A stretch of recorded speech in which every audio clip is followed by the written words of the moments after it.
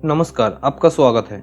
आज की वीडियो में नालंदा यूनिवर्सिटी के बारे में जानेंगे। तो चलिए शुरू करते हैं। नालंदा विश्वविद्यालय भारत तथा विश्व की सबसे पुराना विश्वविद्यालय।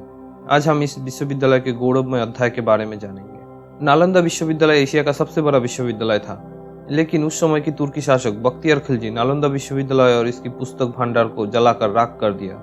नालंदा विश्वविद्यालय में 10,000 से भी ज्यादा विद्यार्थी पढ़ते थे और सभी विद्यार्थियों को पढ़ाने के लिए 1600 से भी अधिक पंडित मौजूद थे। एक वक्त की बात है जब तुर्की शासक बख्तियार खिलजी की तबीयत खराब हो गई और उसने अपने सभी हकीमों से इलाज करवाया, लेकिन उसकी तबीयत ठीक नहीं हुआ। उस समय नालंदा विश्वविद्यालय के एक आचार्य घूमते घूमते मोहम्मद बख्तियार खिलजी के राज्यों में जा पहुंचे और उन्हें पता लगा बख्तियार खिलजी की तबीयत खराब है। लेकिन आचार्य के विशेष आग्रह पर खिलजी मिलने के लिए राजी हुआ। उनकी तबीयत को देखते हुए आचार्य ने सलाह दी, विश्व प्रसिद्ध नालंदा विश्वविद्यालय के मेडिसिन विभाग के प्रमुख पंडित राहुल श्रीभद्र जी आपका इलाज करके आपको ठीक कर सकता है। फिर बख्तियार खिलजी पंडित राहुल श्रीभद्र जी से इलाज करने की इच्छा प्रकट किया, लेकिन खिलजी ने एक शर्त रखी, वो भारतीय पद्धति से बना हुआ कोई भी दवाई का सेवन नहीं करेंगे। कुछ दिन बाद राहुल श्रीभद्र जी एक कुरान लेकर खिलजी के पास आया और उन्हें बताया, प्रतिदिन आप कुरान का कुछ पढ़ना पड़ेंगे तो आप ठीक हो जाएंगे। जिसके बाद खिलजी ने कुरान पढ़ना शुरू किया और वो धीरे धीरे ठीक हो गया। बख्तियार खिलजी पूरी तरह स्वस्थ होने के बाद पता लगाया कि वो कैसे ठीक हुआ। तब उसे पता चला कि पंडित राहुल श्रीभद्र जी कुरान की पन्नों में दवाई का लेप लगाया, क्योंकि उन्हें पता था कुरान पढ़ते वक्त बख्तियार खिलजी पन्ना पलटते समय हाथों में थूक लगाता है। इसी कारण कुरान के पन्नों से दवाई उनके अंदर गया और वो ठीक हो गया। खिलजी को ये बात सहन नहीं हुई। उनकी हकीम द्वारा उनका इलाज नहीं हुआ, लेकिन एक भारतीय पंडित उनकी इलाज कर दिया। खिलजी के मन ही मन नालंदा विश्वविद्यालय के प्रति क्रोध बढ़ने लगा।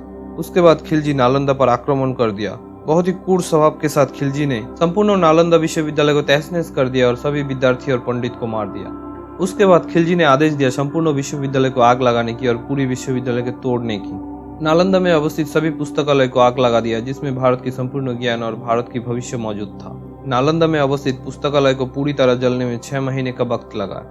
इस घटना के बहुत साल बाद 19वीं शताब्दी में एक चाइनीज पर्यटक की डायरी से पता चला नालंदा विश्वविद्यालय के बारे में। तब एक अंग्रेज ऑफिसर डायरी में लिखा हुआ जगह पर पहुंचा और वहां घूमते हुए उसे कुछ पुराने ईंट के अवशेष मिले, जिसके बाद वहां खुदाई करके नालंदा विश्वविद्यालय को दुनिया के सामने लाया। उस चाइनीज आदमी की डायरी से पता चला नालंदा विश्वविद्यालय में 10,000 से भी अधिक छात्र पढ़ते थे और वहां 1600 से भी अधिक पंडित पढ़ाते थे। लगभग 108 विषय में यह चर्चा होती थी।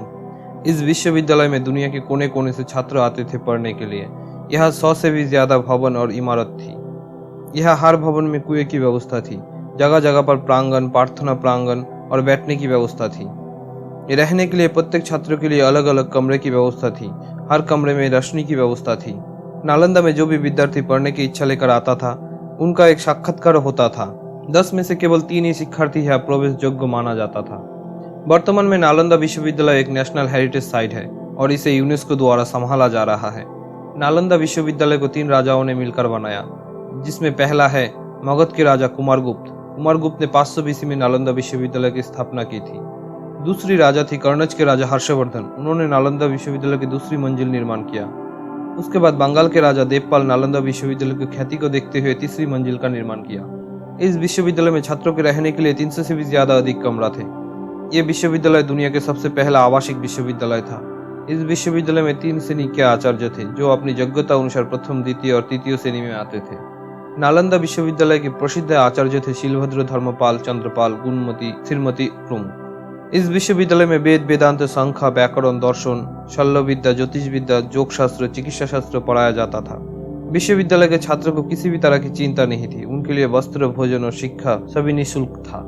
वर्तमान में विश्वविद्यालय के विपरीत दिशा में एक पुरातात्विक संग्रहालय बना हुआ है, जहाँ खुदाई से प्राप्त अवशेष को रखा गया। इस संग्रहालय में बुद्ध की मूर्ति, तांबे की प्लेट, पत्थर पर बना हुआ अभिलेख, सिक्के रखा हुआ है। नालंदा में अवस्थित पुस्तकालय 9 मंजिल बड़ा था। यह 3 पुस्तकालय थे, जिनका नाम था रत्नदोधी, रत्नसागर, रत्नरंजक। संपूर्ण पुस्तकालय का नाम धर्मगंज था। आपको अगर मेरी ये जानकारी पसंद आई तो वीडियो को लाइक कीजिए, शेयर कीजिए अपने दोस्तों के साथ और मेरे चैनल को सब्सक्राइब कीजिए ऐसे ही और नए वीडियो के लिए। धन्यवाद।